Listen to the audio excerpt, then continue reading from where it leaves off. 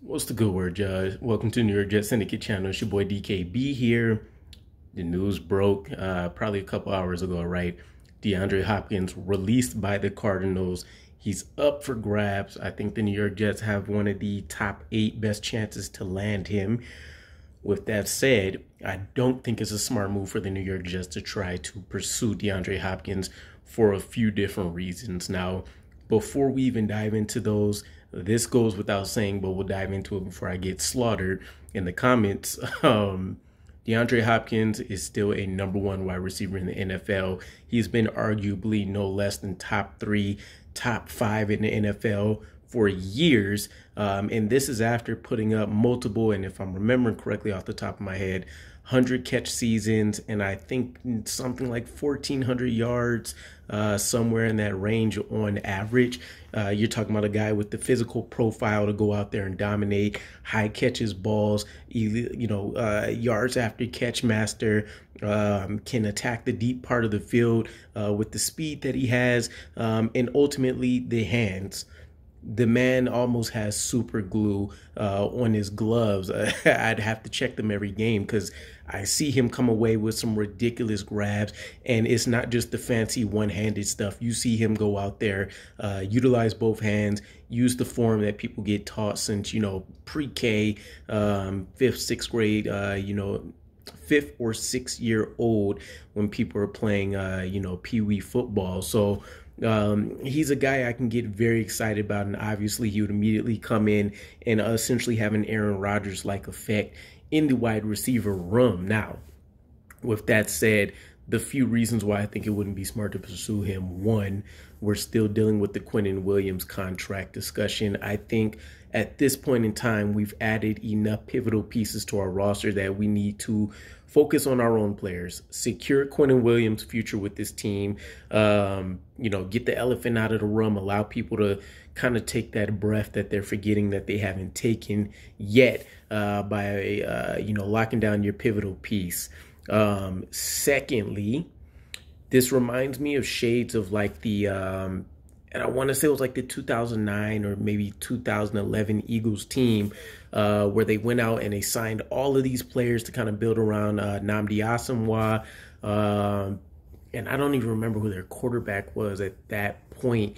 But nonetheless, that was the quote-unquote dream team that the Eagles have built, and we see how that ended up working out, right? There's a lot more that goes into football, which is why a lot of people argue how different it is from baseball, basketball, etc. You can't just go out there and throw elite talent at every single level. There has to be a level of discipline, chemistry, and camaraderie, communication that's going to be out there on the field that needs to get done. And so unlike basketball, a lot, talent alone isn't going to shine out there on the field. So you add that in with coaching and all of these different things, and you can get some issues, right? Let alone the entire point of kind of going towards the youth movement, right? Getting all these younger players that you think can become household names for you is to allow them to go out there and develop. DeAndre Hopkins would be a huge piece for this offense, but he would take away from the further development of a guy like Garrett Wilson, even though he'll probably accelerate his learning curve. But there's nothing better than being able to go out there and show it out on the field, and Garrett Wilson has already shown it. So you're taking away from his personal development out on the field. You're further diluting the depth chart that knocks down Allen Lazard, that knocks down Corey Davis, Randall Cobb. And so you're pretty much just, at this point, you're almost just signing guys to essentially be churned over, because then you start going away from Denzel Mims, who already looked like a piece we could walk away from, to suddenly asking questions like, well, do you keep Randall Cobb? Do you keep Mecole Hardman?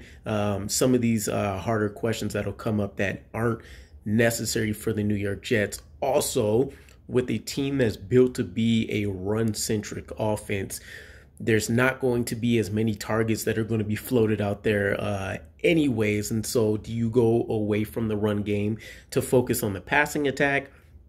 I don't think that's the way this coaching staff would prefer to go.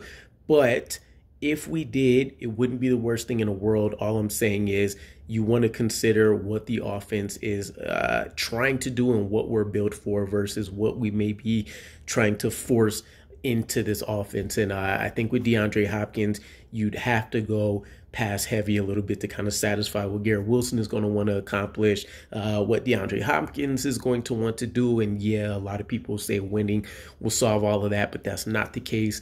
As we've seen with guys like, Elijah Moore out there, and even Garrett Wilson when things were getting rough and, he felt the need to kind of shake some things up and start calling out coaching, players, etc. So I don't know. That's kind of where I'm at on it. Let me know what your guys' thoughts are. Do you think it would be a loss by us not pursuing him in general? You know where I'm at with it. Looking forward to it, and I'll catch you guys again. Peace.